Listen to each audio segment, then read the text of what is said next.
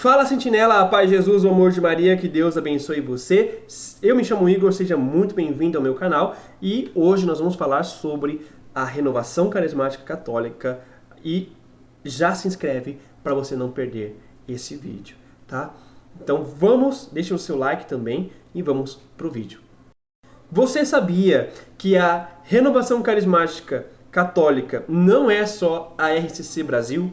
A RCC é um movimento dentro da Igreja Católica que vive sob a graça de Pentecostes.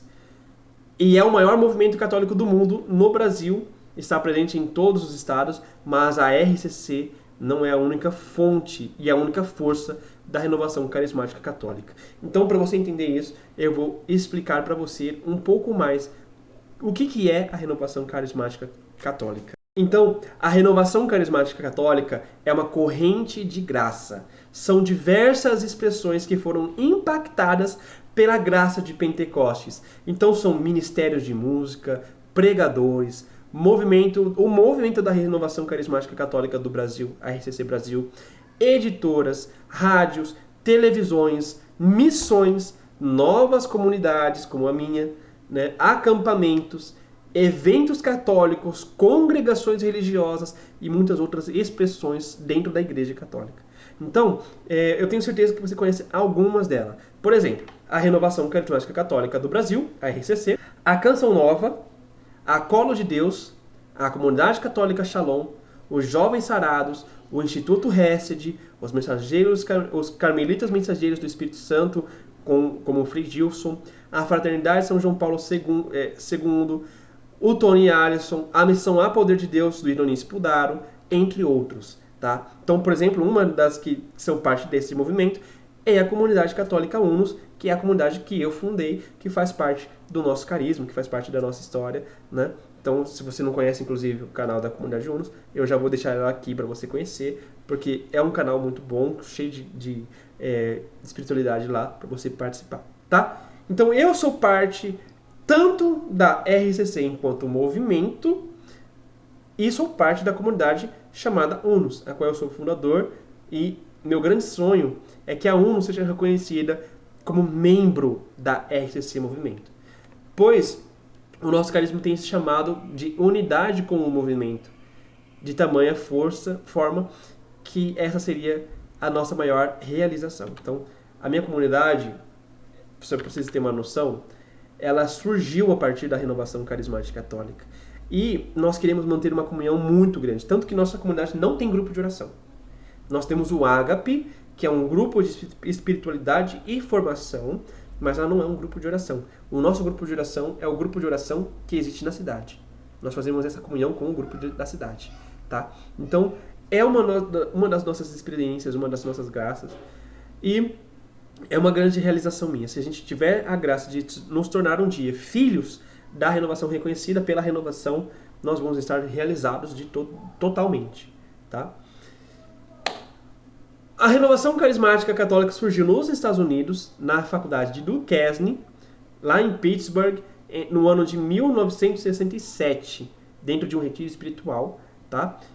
O retiro foi organizado por estudantes e por universitários. Já aqui no Brasil, a renovação surgiu em 1969, lá em Campinas, São Paulo, e a partir do retiro proposto pelo padre jesuíta Haroldo Hahn. O retiro foi realizado de 15 a 17 de agosto e os jovens participantes espalharam a experiência pelo Vale do Paraíba, lá no interior de São Paulo. A espiritualidade da renovação carismática católica é baseada na experiência do amor pessoal com Deus através do Espírito Santo e também dos seus dons. Tá? Ela reaviva os sacramentos e gera uma consciência viva do poder e da ação do Espírito Santo através da docilidade a Ele e pela prática dos seus carismas, dos seus dons. Tá? No Brasil, os primeiros grupos de oração da RCC se formaram lá no Vale do Paraíba. Então, o que a gente está falando de Vale do Paraíba? Aparecida, Canção Nova, Cachoeira Paulista, Campinas, aquela região que a gente começou os grupos de oração. Após a experiência do batismo no Espírito Santo, as reuniões começaram a acontecer cada vez mais. E as reuniões aconteciam na casa de família dos pioneiros. como por exemplo a tia Laura, né? Laura Mendes da Silva, que teve um papel importantíssimo no desenvolvimento das primeiras lideranças da RCC no país. Tá? O grupo de oração da RCC é uma comunidade carismática presente nas dioceses, na paróquia, capela, colégio, universidades, presídio, empresas, também nas novas comunidades, né? Fazenda, condomínio, residência, etc. Que cultiva a oração, a partilha e todos os outros aspectos da vivência do Evangelho a partir da experiência do batismo no Espírito Santo. Então, é uma graça que nós recebemos deles. Então, hoje, nossos grupos de oração são partes desse movimento, tá bom? São partes dessa mesma espiritualidade. Então, tem lá dentro do grupo de oração a reunião de oração, que são aqueles grupos que acontecem semanalmente na cidade, né? Tem também os ministérios, então, do grupo de oração. Tem as reuniões, os retiros, as formações, tudo isso faz parte dentro do movimento da Renovação Carismática Católica. Agora, outra expressão é as novas comunidades, as comunidades de vida e aliança. As comunidades nascem, em sua maioria, na Renovação Carismática Católica. Se caracterizam como grupos compostos por homens e mulheres, clérigos e leigos, casados e solteiros, celibatários e outros estilos de espiritualidade, de participação de vida, de estado de vida. E seguem um estilo particular de vida sob a graça da espiritualidade de um carisma particular. Então elas têm um carisma que as define, que une todas as pessoas no mesmo carisma, no mesmo propósito. Tá? Elas seguem, por exemplo, o exemplo das antigas congregações e ordens religiosas de outrora na Igreja, surgidas a partir do rastro deixado pelo Concílio Vaticano II, e as primeiras comunidades novas surgiram a partir do rastro deixado lá em 1970 na França e nos Estados Unidos, propagando-se um pouco pelo mundo. No Brasil, as primeiras comunidades novas surgiram na década de 80 e na década de 90. Vê-se o surgimento de inúmeras novas comunidades que hoje no Brasil superam o número de 500. Então tem mais de 500 comunidades no Brasil. A primeira comunidade do Brasil foi a Canção Nova. Ela é a mãe de todas. Tá? As novas comunidades possuem um fundador, um carisma, uma missão, uma associação e outros atributos que a distinguem dos movimentos como a RCC enquanto instituição, mas são a mesma espiritualidade. Tá? Então, por exemplo, na comunidade Unos, eu sou o fundador, mas eu também sou membro da comunidade, tá? Só para vocês entenderem, o fundador é membro junto com a comunidade. As comunidades são compostas naturalmente de duas modalidades principais, a comunidade de vida e a comunidade de aliança. Então, o que é a comunidade de vida e o que é a comunidade de aliança? A comunidade de vida é composta por pessoas que vivem juntas, compartilham os bens e se dedicam à evangelização e à comunidade. Elas deixam tudo para viver a vida comunitária e anunciar o reino. Então, o que elas fazem? Na comunidade de vida, ela é como um núcleo central. A pessoa deixa sua casa e seu trabalho para vir morar na comunidade e trabalhar para a comunidade. Ah, mas ela é casada. Como que funciona? Ela vem com a família. Ela não vai separar da esposa. Tá? Ah, mas está namorando. Como é que funciona? Em algumas comunidades, o namoro não vai atrapalhar. Você vai com a sua namorada, se a sua namorada permitir. E aí, vocês se casam dentro da comunidade. É uma coisa até bonita, tá bom? Já a comunidade de aliança é uma dimensão da vocação que se refere a irmãos que vivem a vocação na comunidade. Elas são sempre disponíveis para a realização da missão. Então, essas pessoas, diferente da comunidade de vida, elas vivem na própria casa e continuam no mesmo trabalho. Elas levam o carisma para fora da comunidade, tá? Para outros lugares. Então, a comunidade de vida ela é aquela que está mais disposta para sair em missão por vários lugares do país e do mundo. Já a comunidade de aliança, ela serve naquela localização, naquela comunidade, tá bom? A comunidade de vida é o núcleo central das comunidades, mas a comunidade de aliança não é um lugar para quem saiu da comunidade de vida, e sim é um local privilegiado também. Cada uma tem sua importância, tá bom? Outra realidade da renovação carismática, enquanto corrente de graça, é o batismo no Espírito Santo. Então, o batismo no Espírito Santo é um processo de crescimento espiritual que torna a presença do Espírito Santo mais perceptível a consciência pessoal. O batismo no Espírito Santo não substitui o batismo sacramental, mas é descrito como uma experiência de preenchimento do amor entre o Pai e o Filho, que ensina a amar e adorar a Deus de uma forma diferente. É um caminho gradual de configuração na vida da graça, que deve ser constantemente atualizado. Tá? Então, repetindo, o batismo no Espírito Santo não substitui o batismo e a confirmação, mas sim reafirma e renova esses sacramentos e dá uma abertura para todas as graças e uma proclamação de que Jesus é o Senhor. Outra coisa também são os dons carismáticos. Então, na renovação carismática católica, nós temos os dons carismáticos. São 9 dons que dão o nome para a renovação carismática. Nós falamos renovação carismática por causa dos carismas, tá bom? Então, quais são esses 9 dons? Eles são diferentes dos 7 dons do Espírito Santo, tá bom? Então, vamos lá. São os dons estruturado da seguinte forma. Dons de elocução, que são dom de língua, de profecia, dom de interpretação das línguas e dom de são esses 3. Depois tem os dons de revelação, palavra de sabedoria, palavra de ciência e discernimento dos espíritos. E tem os dons de poder, dom da fé, dom de cura e dom de milagres, tá bom?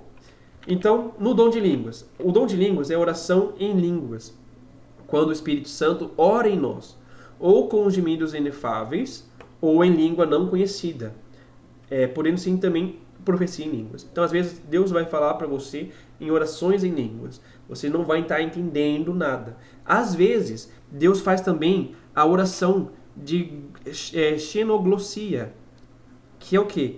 É quando fala em uma língua real que você não conhece. Por exemplo, eu estou falando em árabe. Né? Eu não conheço árabe, mas comecei a rezar e comecei a falar em árabe. Esse é mais raro de acontecer.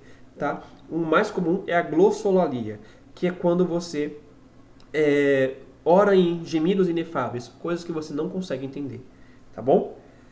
Outro dom é o dom da profecia, que é o quê? Não é conhecer o futuro, mas é conhecer a vontade de Deus sobre determinada situação. Por exemplo, quando ouvimos: meus filhos, não tenham medo, coragem, sigam adiante. Tá? Então, isso aqui é um exemplo de dom de profecia. Dom de interpretação das línguas.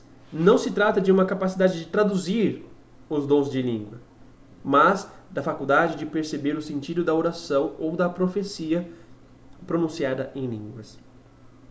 Então, às vezes, Deus está falando alguma coisa, cantando em línguas, falando em línguas, e Deus suscita sobre alguém a interpretação daquilo. O que Deus quer dizer com aquilo? Dom da palavra de ciência. É o dom que temos uma revelação particular e momentânea de algo que só Deus conhece como fato. Acontecimento do passado, lembranças dolorosas, problemas entre outros. Por exemplo, você já teve algum trauma com banana, por exemplo. E aí Deus pode fazer uma visualização de uma banana ou uma palavra, banana. Então ele pode trazer a memória para te trazer para aquela pessoa e falar assim: olha, eu não estou sabendo porquê, mas Deus está falando banana para mim. Não sei se tem alguma coisa a ver na sua vida, mas Deus está me suscitando a palavra banana. E aí você vai e fala: olha, eu tive um trauma com banana. Entende? Palavra de sabedoria é o dom no qual o Espírito Santo nos revela qual deve ser o nosso comportamento, dando-nos a clareza e a direção para a vida, sabendo sempre em vista da vontade de Deus. É usada para aconselhar, é quando Deus nos direciona o que devemos fazer. Então, por exemplo, Deus me diz que nós devemos ter mais vida de oração. Deus me diz que você tem que perdoar mais tal pessoa. Entende? Então aqui vem o dom da sabedoria. Discernimento dos espíritos. É um dom que permite identificar instantaneamente em nós e nas outras pessoas e na comunidade se o espírito que está agindo e influenciando uma atitude, desejo ou decisão é Deus, é da natureza humana ou maligna. Então ele vai discernir qual é o espírito, o humano, o maligno ou o de Deus. O dom da fé A fé carismática é a fé expectante, a fé que opera maravilhas pelo poder do nome de Deus, que até mesmo é capaz de transformar, de fazer as obras maiores do que o próprio Senhor fez. Então aquela fé com aquela certeza que vai acontecer. Tá?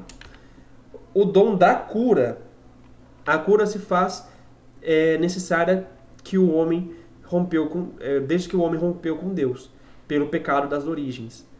O plano que ele tinha para nós, precisamos de cura física, espiritual, emocional, cura das doenças, cura dos traumas e da libertação do mal.